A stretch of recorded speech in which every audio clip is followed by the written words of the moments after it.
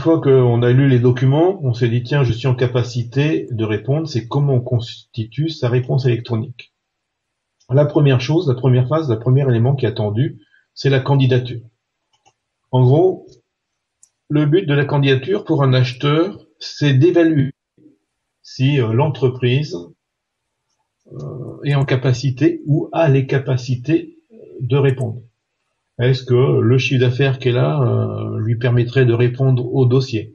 Est-ce que les moyens, en termes de ressources humaines, en termes de capacité, en termes d'effectifs, peut répondre?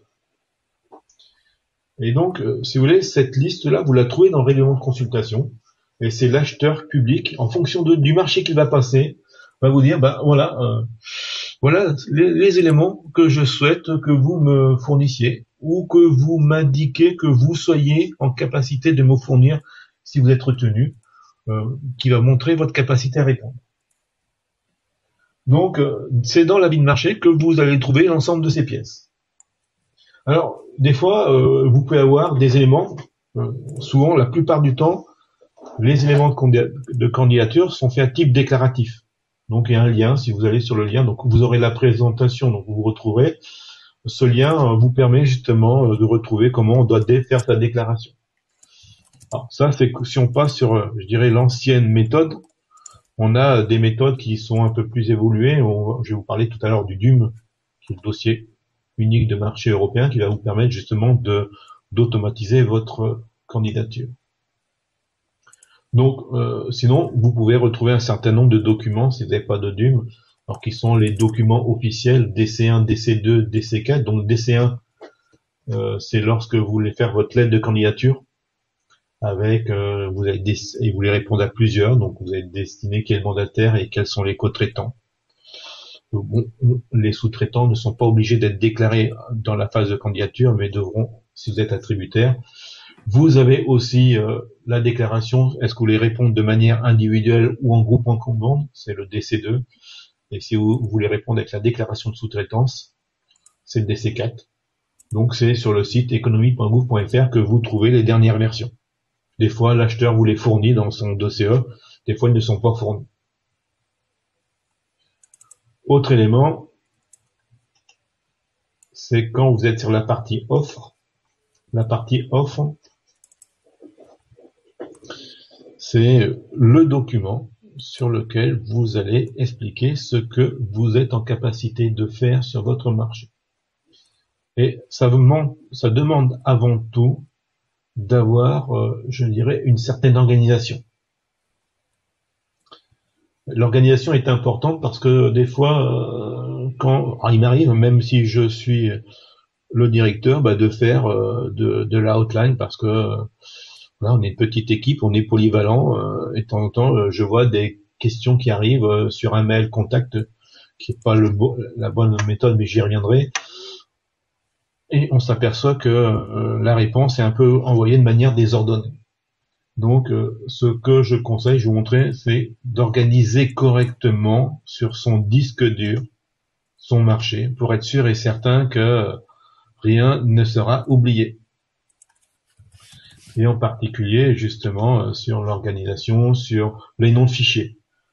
On a de temps en temps des fichiers qui restent un peu coincés au moment du dépôt et vous avez dit, j'ai pas le tel bouton, mais on se retrouve que Windows permet des libertés ou le système Apple permet des libertés dans les noms de fichiers avec des accents, des lettres accentuées majuscules, des caractères qui peuvent gêner en fait une plateforme. Ce que je conseille, c'est quand vous avez un appel d'offres à répondre, c'est d'utiliser des noms de fichiers clairs, sans accent, sans caractère, et éventuellement, si vous voulez qu'il y ait des mots, enfin, faire la séparation de mots, mettez soit le tiret, soit le souligné pour votre nom de fichier. L'organisation est importante, surtout lorsque on répond à des marchés publics, ça évite tout risque d'erreur. Et en particulier, sur cet acte administratif qui est aussi un acte commercial. Alors, j'insiste sur cette partie acte commercial puisque on a une partie administrative. On va vous demander d'écrire un dossier, un mémoire, c'est souvent ce qu'on appelle la mémoire technique. On va vous demander de répondre ou de remplir un devis, éventuellement un cadre de réponse, c'est-à-dire on vous pose des questions, vous répondez à travers ce cadre de réponse. Ça aide l'acheteur à mieux identifier. Mais il faut bien avoir en tête que c'est un acte commercial. C'est-à-dire que la réponse, votre mémoire technique, il faut qu'il soit clair, que la méthodologie soit bien visible, que vous ayez une présentation claire avec des pages impaginées, peut-être une en-tête, parce que des fois, on est interrogé par les acheteurs et on retrouve des dossiers où l'acheteur a de la peine à identifier ce que vous voulez faire. Je crois l'élément qu'on avait eu, par exemple, c'est quelqu'un qui avait fait un devis sur une feuille A4 et qu'il avait mis en photo, qui avait fait une copie avec son téléphone portable et qu'il avait joint.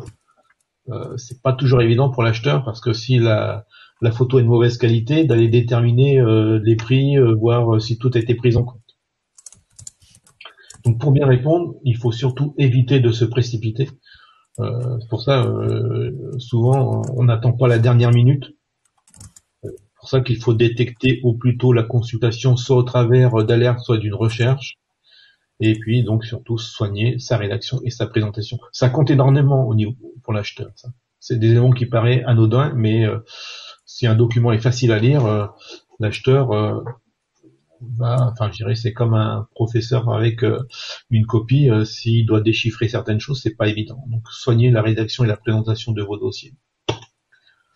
Autre élément, on ne parle plus la notion de moins 10 ans.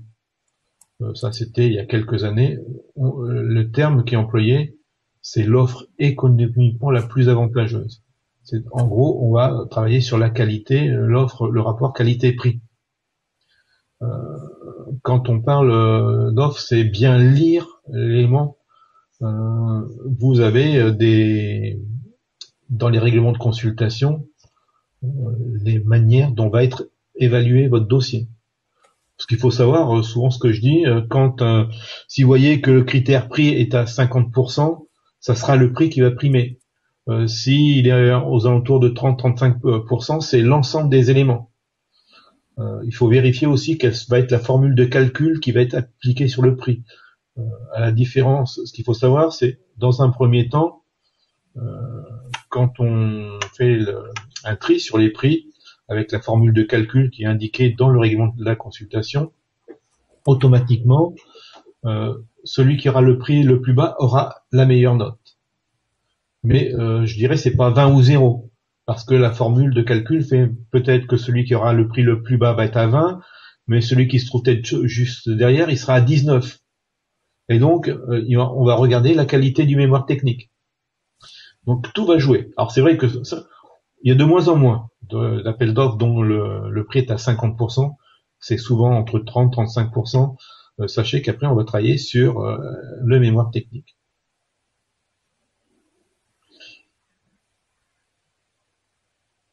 Donc, après, des éléments que vous avez à fournir sur la partie financière, on parle de BPU. Donc, c'est un bordereau de prix unitaire. Donc, vous allez remplir le BPU et ça va donner votre offre financière. On va aussi parler aussi de DPGF, entre la décomposition du prix global et est-ce qu'il y a des éléments qui sont de type forfaitaire. Ou on peut parler de DQE, ce qu'on ne connaît pas tout à fait. Donc, on va demander des détails quantitatifs estimatifs. Ce ne sera pas forcément ceux qui seront retenus, mais ça donne des ordres de prix.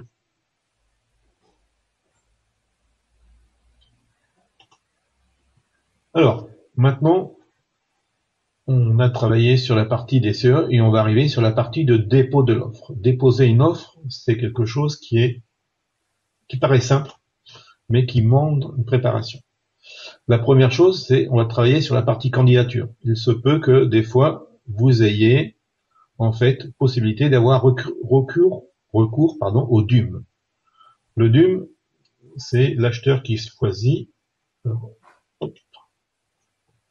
Donc le DUM, c'est le document unique de marché européen. C'est un document qui est standard sur l'ensemble des pays de l'Union européenne. En fait, c'est une déclaration sur l'honneur. On va pas vous demander de fournir les documents. En fait, la plateforme va pouvoir en récupérer une partie pour les mettre à disposition de l'acheteur, mais c'est surtout une déclaration sur l'honneur qui va indiquer que vous êtes bien en capacité de répondre au marché public, que vous êtes bien à jour de vos cotisations sociales et fiscales, par exemple que vous avez les effectifs requis, que vous avez vous n'êtes pas interdit par la loi de soumissionner à un marché public s'il y a eu une condamnation. C'est ce document-là.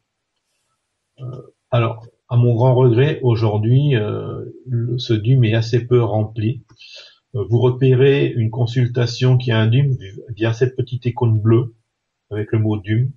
Donc, vous pouvez déposer votre candidature avec un DUM. Alors, soit vous avez un DUM pré-rempli et là, vous le déposez avec votre offre, soit vous le remplissez en ligne.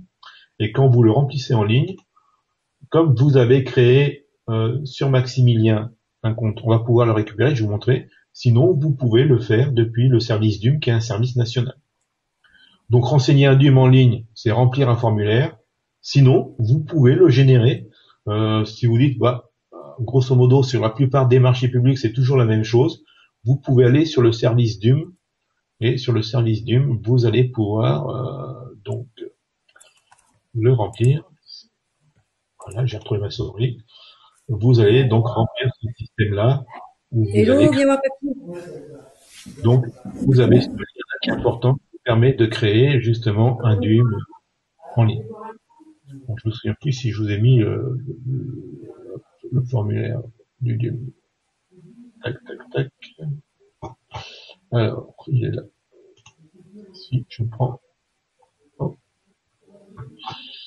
Je vais aller dans mon bac à somme pour vous montrer comment ça marche. Alors, je vais me connecter. Je vais prendre un compte test pour me connecter. Je sais ce que j'ai fait.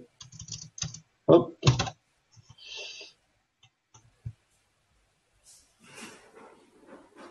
Je me connecte sur la plateforme. Vous voyez, j'ai un élément qui s'appelle se préparer à répondre et je vais faire une consultation de test. Donc là, c'est des consultations qui sont toujours là pour vous aider à répondre. Vous voyez, ici, là, je peux travailler sur des groupements. Là, j'ai bien une consultation avec le DUM. Je vais accéder en on va voir si ça fonctionne, parce que des fois, sur les consultations test, je vais accéder à la consultation. Alors, je vais faire ça en plusieurs étapes, vous voyez, et je vais aller me mettre en dépôt. Donc ça, je reviendrai aussi dessus. Je vais renseigner candidature en ligne. Vous voyez, vous retrouvez les écrans que je vous ai mis. Le DUM est en cours de publication.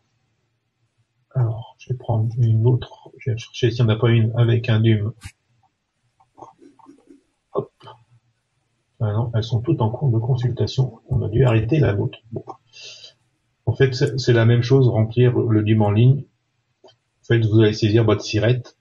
Et puis, on va récupérer auprès de la DGFiP votre chiffre d'affaires au niveau de l'INSEE, vos effectifs. Alors, entre les effectifs, les différents types d'effectifs, on les a au niveau de l'INSEE. Si vous apercevez que le chiffre est faux, vous pouvez le modifier. Ça, c'est le principe du DUM. Alors, l'autre élément qui est important à connaître, c'est qu'on peut aussi répondre. Alors, je vais réafficher ma consultation.